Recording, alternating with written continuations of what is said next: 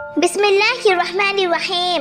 আসসালামু আলাইকুম প্রিয় বন্ধুরা, আজ আমি আপনাদেরকে এমন এক অমূল্য আমল সম্পর্কে বলবো যা শুনে আপনারা অবাক হয়ে যাবেন। নবী করিম সাল্লাল্লাহু আলাইহি সাল্লাম আমাদের দুনিয়ার জীবনকে সহজ করার জন্য অসংখ্য দোয়া, আমল এবং রহমতের দরজা খুলে দিয়েছেন। এর মধ্যে একটি ছোট আমল আছে যা যদি আমরা নিয়মিত করি, আল্লাহ তাআলা আমাদের বড় বড় মরণবিধি রোগ থেকেও হেফাজত করবেন ইনশাআল্লাহ।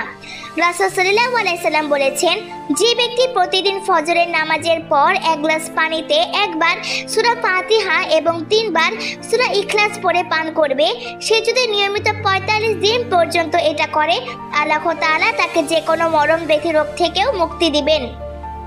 ভাবুন তো, আমরা কত টাকা খরচা করি চিকিৎসায়, ডাক্তার, ঔষধ আর হাসপাতালে, অথচ আল্লাহর এই সহজ আমল যদি আমরা করি তবে আল্লাহ নিজেই আমাদের শেফা দান করবেন।